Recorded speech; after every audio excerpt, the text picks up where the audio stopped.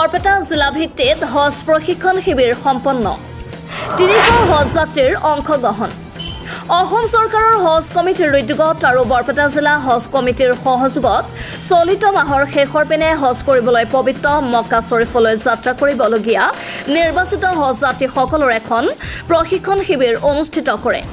এদিনা বিস্তৃত কাৰ্যসূচীৰে সোমবাৰে দিনৰ 10:30 হাউলিৰ হজৰত উমৰ মডেল একাডেমী চমুকৈ হুমাৰ প্ৰেক্ষাগৃহত এই শিবিৰ অনুষ্ঠিত হয়।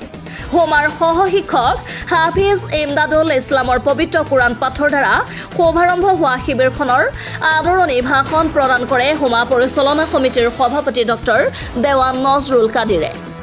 পটা মাজগাঁও ছিনিয়ৰ মাদ্ৰাছাৰ অৱসৰপ্ৰাপ্ত অধীক্ষক মাইনুল হকৰ পৌৰোহিত্যত অনুষ্ঠিত হোৱা উক্ত শিবিৰত অসম চৰকাৰৰ হজ কমিটিয়ে নিযুক্তি দিয়া আব্দুল হাই আৰু আব্দুল হালিমে সমল ব্যক্তি হিচাপে উপস্থিত থাকি হজ যাত্ৰীসকলক হজৰ বিভিন্ন নীতি নিয়ম মক্কালৈ গৈ কৰণীয় কাম আদিৰ ওপৰত সাৱলীল ভাষণ আৰু দিহা পৰামৰ্শ আগবঢ়ায়। শিবিৰত বৰপেটা সদৰ সমষ্টিৰ বিধায়ক আব্দুৰ ৰহিম উপস্থিত হৈ হজ যাত্ৰীসকলক অভিনন্দন জনায়। ইয়াৰ পিছত সকলো হজ যাত্ৰীকে ভেকচিন প্ৰদান কাৰ্যসূচী অনুষ্ঠিত হয়। প্ৰশিক্ষণ শিবিৰত জিলাখনৰ বিভিন্ন প্ৰান্তৰ 297 গৰাকী পুৰুষ আৰু মহিলা হজ যাত্ৰী উপস্থিত থাকে। শিবিৰখন সুচাৰুৰূপে পৰিচালনা কৰাত আনধৰে হোমা পৰিচালনা সমিতিৰ সম্পাদক সাদুল্লাহ হক আৰু জামাত ইছলামী হিন্দৰ নামনি অসমৰ সংগঠক ছফিকুল ইছলামে।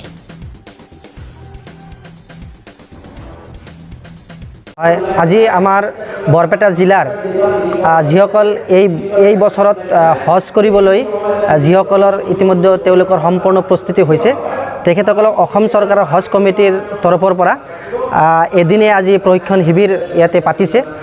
বৰপেটা জিলাৰ হাউলিস্থিত হোমা একাডেমীত এই শিবিৰ প্ৰতি বছৰেই অনুষ্ঠিত হয়।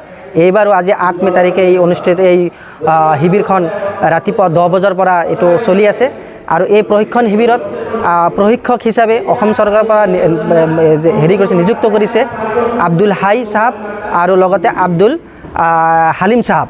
এই দুগৰাকী প্ৰশিক্ষকক অসম চৰকাৰে নিযুক্ত কৰিছে আৰু তেখেতসকলে হজৰ যাৱতীয় যি নীতি নিৰ্দেশনা আছে নিয়ম আছে সেইবিলাক তেওঁলোকে হজযাত্ৰীসকলক ইতিমধ্যে তেওঁলোকে বক্তব্যৰ জৰিয়তে তেওঁলোকে প্ৰশিক্ষণ দিব।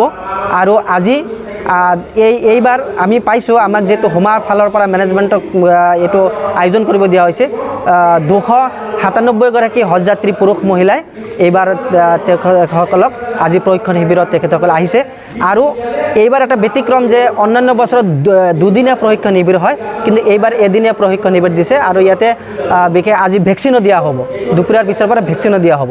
গতিকে আমি মেনেজমেণ্ট হোমাৰ তৰফৰ পৰা আমি যিখিনি প্ৰস্তুতি সম্ভৱ আমি কৰিছোঁ।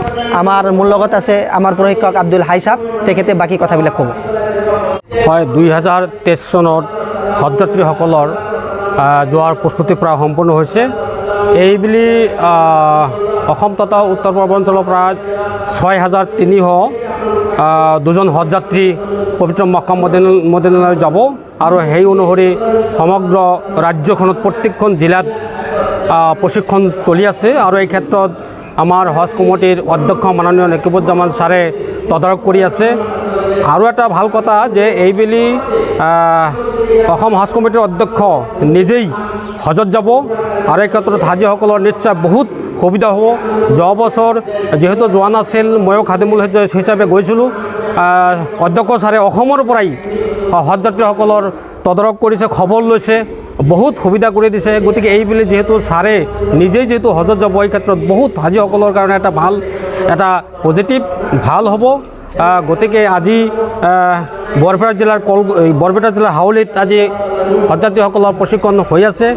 কাইলৈ কোকৰাঝাৰত হ'ব, 10 তাৰিখত বঙাইগাঁও জিলাত হ'ব। এনেদৰে গোটেই অসমত প্ৰত্যেকখন জিলাত হৈ আছে। গতিকে নিশ্চয় এই প্ৰশিক্ষণৰ জৰিয়তে হাজীসকল উপকৃত হ'ব।